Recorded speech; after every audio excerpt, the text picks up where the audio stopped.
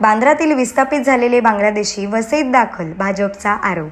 शासकीय आरक्षित जागा भूमाफिया करतोय गिळंकृत.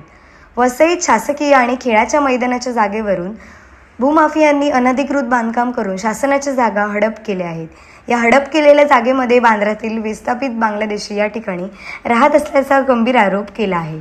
मात्र त्याकडे महसूल प्रशासन आणि महानगरपालिका दुर्लक्ष करत असल्याचा आरोप भाजप कार्यकर्त्यांनी केला आहे. वसईच्या मालोंडे गावात शासकीय नियमांची ऐशी करत भूमाफियांनी राखीव भूखंडावर डल्ला मारल्याचे धक्कादायक वास्तव समोर आले आहे. मौजे मालोंडे येथील खेळाचे मैदान म्हणून आरक्षित असलेल्या जागेवर मोठ्या प्रमाणावर अनधिकृत बांधकामे उभारली आहेत.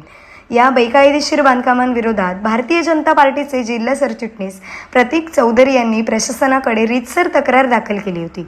या तक्रारीची गंभीर दखल घेत वसईचे तहसीलदार आणि कार्यकारी दंडाधिकारी यांनी वसई विरार शहर महानगरपालिकेच्या सहाय्यक आयुक्त प्रभाग समिती यांना लेखी पत्र जारी केले आहे.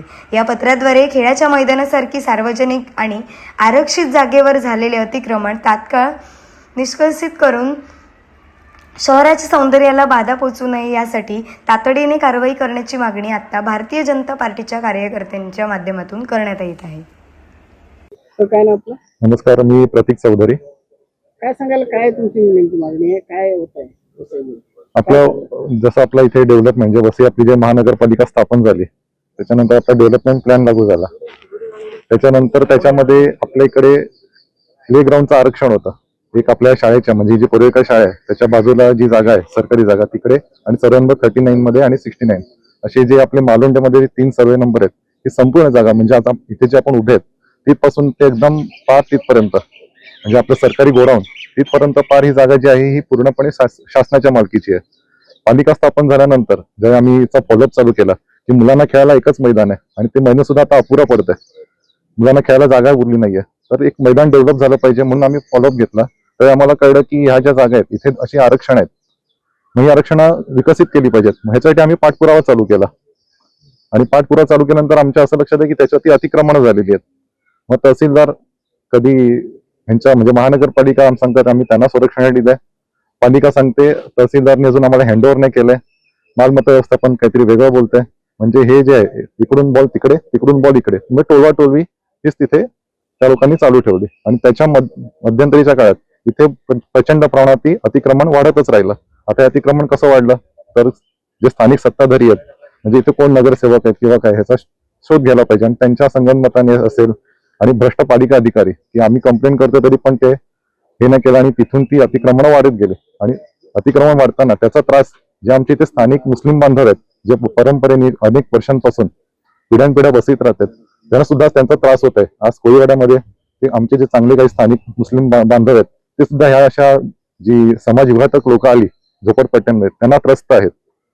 मग आपण म्हणलं की पीजी प्लेग्राऊंड डेव्हलप करा, पण ते काय झालं नाही आणि टोळवाटोळीमध्येच हा सगळा विषय चालू राहिला. तोडक कारवाई करण्यासाठी आले होते तेव्हा काय झालं होतं नेमकं आणि का तोडक कारवाई केली नाही? तहसीलदारांनी जे तोडक कारवाई प्रस्तावित केली त्यावेळी महानगरपालिकेने त्यांच्या याच्यानुसार डेटानुसार यंत्रणा पण दिली JCB वगैरे, परंतु पोलिसांनी संरक्षण न दिल्यामुळे ती कारवाई त्यावेळी करण्यात आली म्हणजे टाळण्यात आली. आणि अशी एकदाच नाही असं 3 वेळा आतापर्यंत घडली, 3 ते 4 वेळा अनेक लोकांनी ह्याच्यावरती हे केलेलं आहे पण कारवाई काय होत नाहीये. काय वाटतं कोण आहे पाठीमागे? आता स्थानिक सत्ताधारी त्यांनी मनावर घेणं आवश्यक आहे. आज सत्ता तुमची केंद्रात तुमची सत्ता आहे, महाराष्ट्रात तुमची सत्ता आहे आणि तुमचा अजेंडा पण हाच होता की जे बांगलादेशी असतील रोहिंगी असतील यांना त्यांच्या गावी परत पाठवायचं, का नाही होत आहे? जर तुम्ही बघितलं असेल तर मुंबईत सुद्धा एक काही बेरामपाड्यासारखा एक भाग निर्माण झाला, परंतु जे आपलं केंद्रात सत्ता आली, महाराष्ट्रात सत्ता आहे आणि जे मुंबई महानगरपालिकेची आमची सत्ता आली त्यावेळी तुम्ही त्यावेळी खऱ्या अर्थाने कारवाई झाली. परंतु आज वसईत काय आहे, वसईमध्ये आमची सत्ता आहे का? नाहीये. ज्यांची आहे त्यांनी ह्याचा फॉलोअप घेतला पाहिजे, कारवाई केली पाहिजे. ते गप्प का आहेत आणि ह्या गप्पतेमुळे आपल्या राष्ट्रीय सुरक्षेचा धोका निर्माण झालेला आहे. काय नाव आपलं? राजल नाईक. काय सांगाल, काय तुमची नेमकी मागणी? इथे जे अतिक्रमण झालेलं आहे त्या अतिक्रमण झालेल्यावरती आम्हाला लवकरात लवकर ऍक्शन घ्यायची आहे आणि त्यासाठी आमचे भाजपचे कार्यकर्ते आणि पदाधिकारी आम्ही इथे आलेलो आहोत. आणि इकडचे आमचे लाडक्या स्नेहाताई आमदार आहेत, त्यांनी त्याच्यावरती कारवाई करायला सुरुवात पण केलेली आहे. आपल्याला चांगला प्रतिसाद पण मिळतो आहे. आणि त्याच्याबरोबर इकडचे जे स्थायिक लोक आहेत मुस्लिम, त्यांनी काय केलं, आपल्या नातेवाईकांना बोलून इकडे स्थायिक केलेलं आहे. तर त्याच्यावरती आम्हाला दखल घ्यायची आहे आणि लवकरात लवकर ती ऍक्शन व्हावी यासाठी आम्ही प्रयत्न करतो आहोत. आणि दुसरी गोष्ट आहे की ही जी लोक येतात आहेत बाहेरून, तर ह्यांना कसं तुम्ही परमिशन देतात आणि इकडे जे घरं बांधलेली आहे, साधा आता नवीन कोणी काय बांधलं तर तुम्ही अधिकृत म्हणून ते पाडता, मग हे का पाडत नाही? कारण हे कोपऱ्यात येऊन राहिलेले आहेत. आणि तुम्हाला एक लक्षात येईल, इथे समुद्र आहे जवळ आणि आपल्याला पाकिस्तान जवळ आहे. स्पीड बोटनी जर तुम्ही गेलात तर ऍटलिस्ट मला वाटतं 8 या 10 तासांमध्ये पाकिस्तानमध्ये आपण पोहोचू शकतो. तर एक स्मगलिंग पण होऊ शकते या काहीही होऊ शकतं. तर इकडे त्याच्यासाठी ही लोक स्थायिक झालेले आहेत का, या गोष्टीचा पण तुम्ही विचार करा आणि लवकरात लवकर ऍक्शन घेऊन जे काय ती कारवाई लवकरात लवकर करावी अशी माझी इच्छा आहे आणि इकडच्या सगळ्या कार्यकर्त्यांची इच्छा आहे. आपल्याला काय वाटतं की या ठिकाणी बांगलादेशी आहेत का?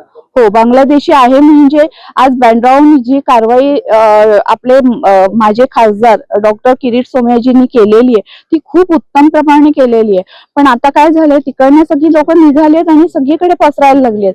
त्यांनी आता एक प्रकारची भीती वाढली आहे. जशी आता नवीन होत आहेत, तर माझं एकच आहे, प्रत्येक पोलीस स्टेशनला लेटर गेली पाहिजेत आणि कोण नवीन येते काय येते त्याचा सर्वे लवकरात लवकर केला पाहिजे आणि लवकरात लवकर यांना परत बांगलादेशी पाठवलं पाहिजे.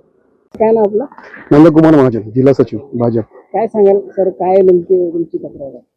तर तक्रार अशी आहे की आपल्या इकडे आपले जे महापौर स्थानापन्न झाल्यानंतर त्यांनी घोषणा केली होती की मी एक पण वीट अनधिकृत लावू देणार नाही. तरी देखील महापालिका प्रशासन, तहसील प्रशासन आणि पोलीस प्रशासन यांची उदासीनतामुळेच इथे मोठ्या प्रमाणामध्ये बांगलादेशी आणि रोहिंग्यांचा संचार वाढलेला आहे. पाचूबंदरमध्ये जेटीवर काम करणारे, मच्छीमारांच्या हुडीवर काम करणारे जे कामगार आहेत ते मोठ्या प्रमाणात बांगलादेशी आणि रोहिंगी मुसलमान आहेत. नायगावमध्ये पण त्यांची आहे. त्यामुळे त्यांच्या वावरामुळे इथे मोठ्या प्रमाणात जे फूड विकणारे व्यापारी, फळ विक्रेते आहेत, त्यांचा मुक्त संचार वाढलेला आहे आणि ते अनधिकृत धंदे पण करतात. त्यांचा ड्रग्सच्या मध्ये पण त्यांचं इन्व्हॉल्वमेंट आहे, चरस गांजामध्ये त्यांची इन्व्हॉल्वमेंट आहे आणि ते चाकू सुरीगावाच्या पण त्यांची इन्व्हॉल्वमेंट वाढलेली. त्यामुळे मला असं म्हणायचं की प्रशासनाचे तात्काळ ऍक्शन घेऊन त्याची त्वरित कारवाई करणं गरजेचं आहे. दरम्यान वसईचे तहसीलदार दीपक गायकवाड यांनी या संदर्भात कॅमेऱ्यासमोर बोलण्यास नकार दिला असून कलेक्टर ऑफिसकडून माहिती घ्या असं सांगितले आहे. त्यामुळे शासकीय अधिकाऱ्यांनी सरकारी जागा शाबूत ठेवायच्या नाही का, या जागा भूमाफियांच्या घशात घालण्याचा हा डाव आहे का, असा सवाल भाजप कार्यकर्त्यांनी उपस्थित केला आहे. ब्युरो रिपोर्ट, सिंधू प्रभात, वसई.